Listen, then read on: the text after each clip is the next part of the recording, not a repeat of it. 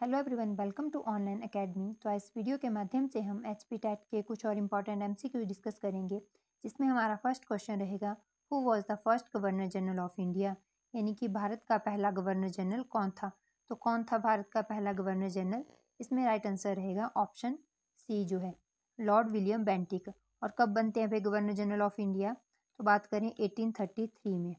और अगर क्वेश्चन बने कि भाई last governor general of Bengal कौन था, इंडिया ना देते हुए यहाँ पे बंगाल दिया हो, तब आपको और पूछा हो कि लास्ट, फर्स्ट की जगह पूछा हो last governor general of Bengal, तो आपको राइट आंसर टिक करना है लॉर्ड विलियम बेंटिक। क्योंकि जो लॉर्ड विलियम बेंटिक था वही last governor general of Bengal था और जो है first governor general of India बनेगा 1833 में।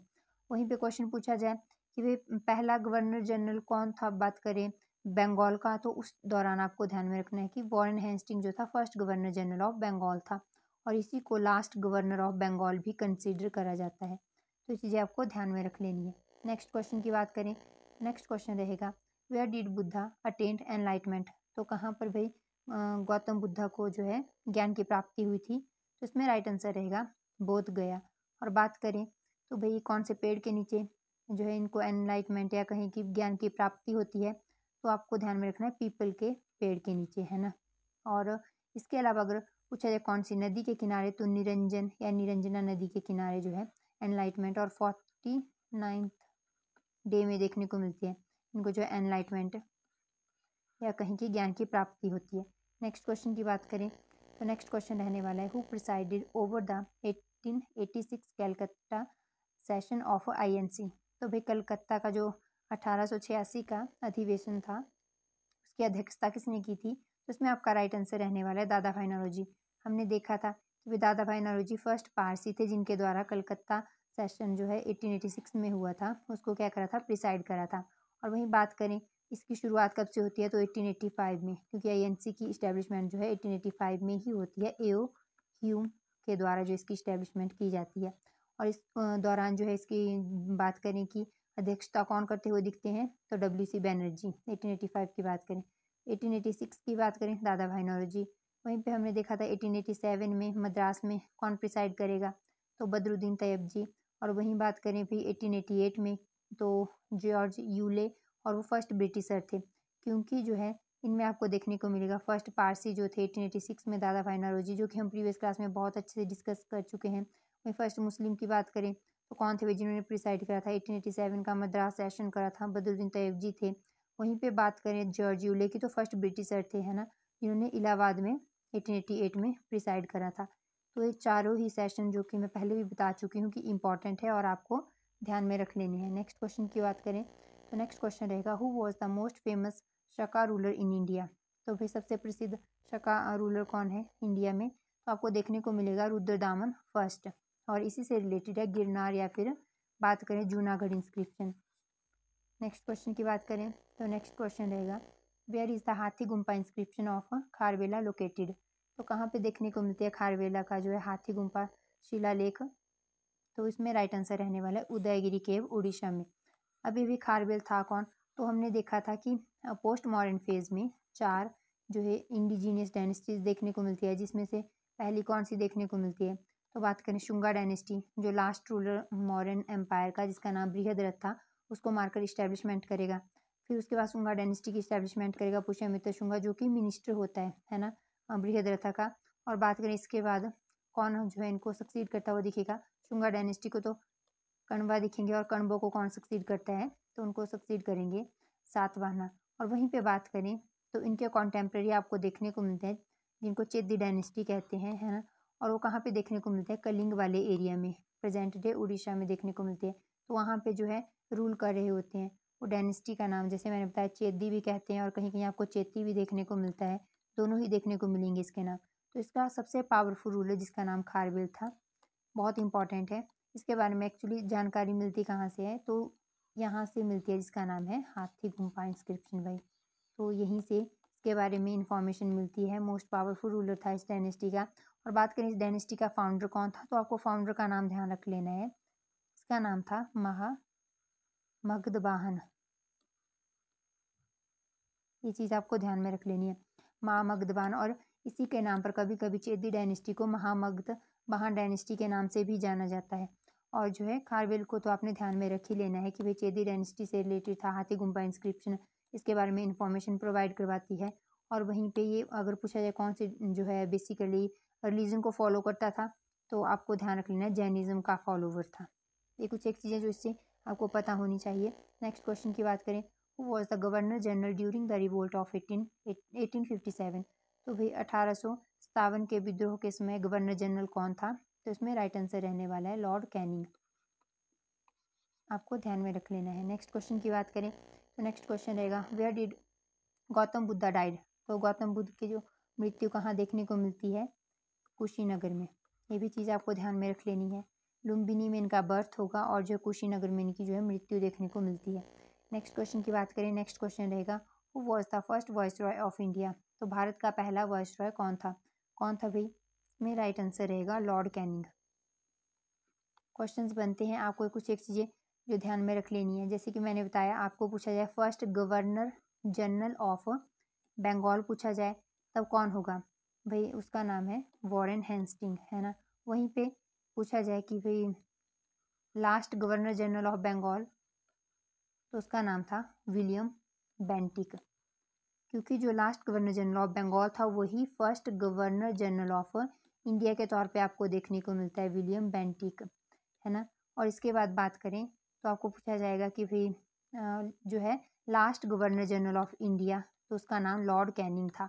और फिर लॉर्ड कैनिंग आगे चलकर क्या बनेंगे? फर्स्ट वाइसरॉय ऑफ इंडिया बनेंगे, लॉर्ड कैनिंग। तो इसीलिए आपको ध्यान में रख लेना है, जो first governor general of Bengal था उसका नाम वॉरेन हेस्टिंग था, है ना। और last governor general of Bengal था उसका नाम क्या था?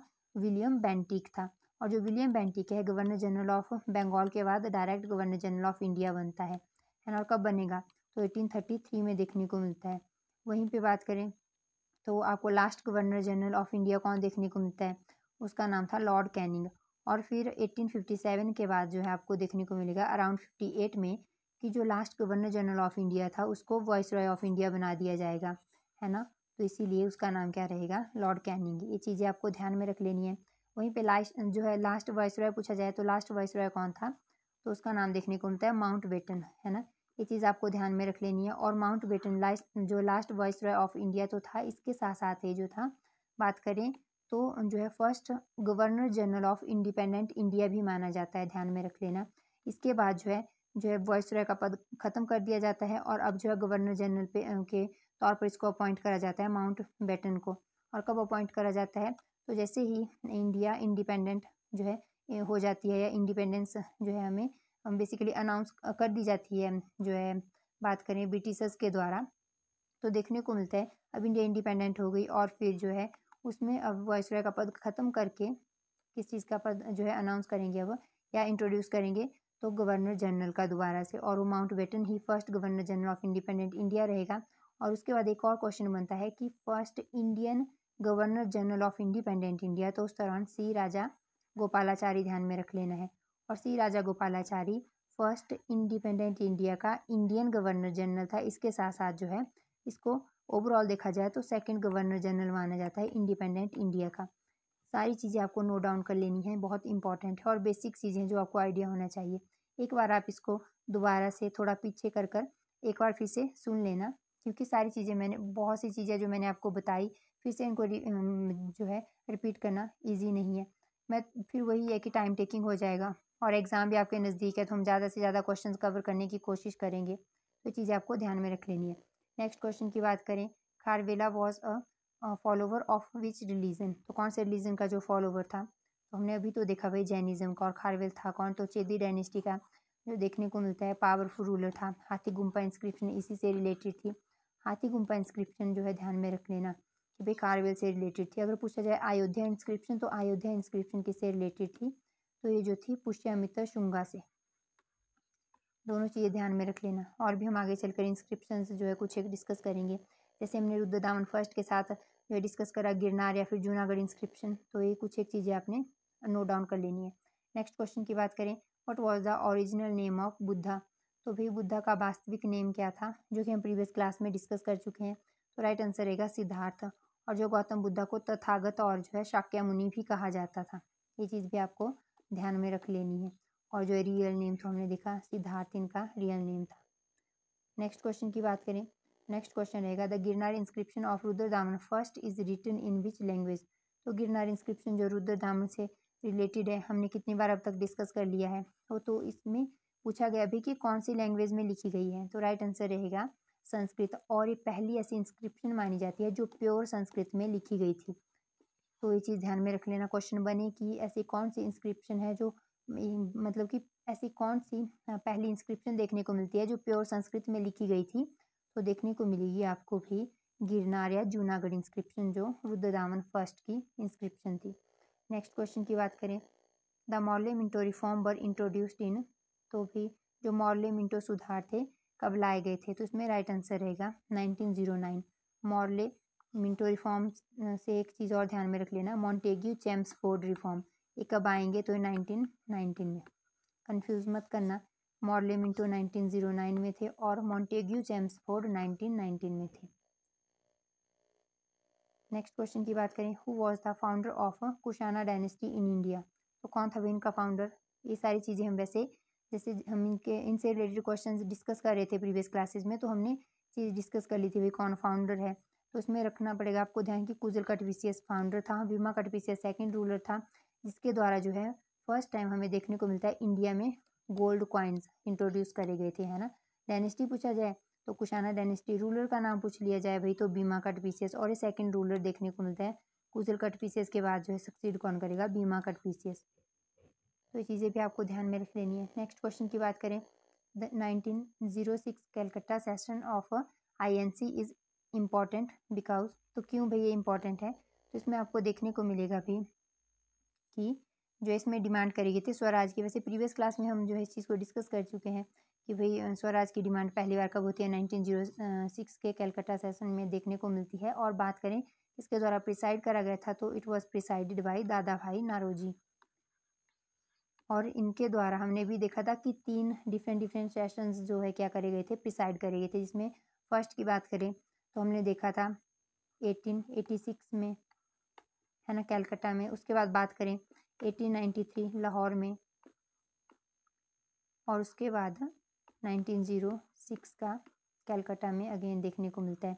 3 सेशन जो है दादा भाई नौरोजी जी के द्वारा प्रिसाइड करे गए थे। तीनों ही आपको ध्यान में रख लेनी है। नेक्स्ट क्वेश्चन की बात करें तो नेक्स्ट क्वेश्चन रहेगा who presided over the 1906 Calcutta session. तो अभी हमने डिस्कस कर लिया भाई किसकी अध्यक्षता किसने करी थी, तो ये करी थी दादा भाई नौरोजी के द्वारा।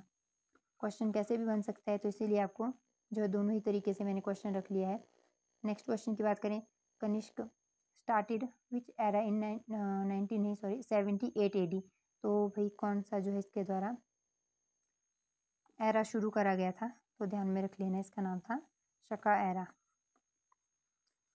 नेक्स्ट क्वेश्चन की बात करें तो नेक्स्ट क्वेश्चन रहेगा the capital of Kanishka was. तो कनिष्क की कैपिटल या राजधानी कहाँ थी, तो ये ध्यान रख लेना है पुरुषपुरा पेशावर। इसका पुराना नाम पुरुषपुरा था ऐसा माना जाता है, तो इसीलिए क्वेश्चन बन सकता है, आपको ध्यान में रख लेना है।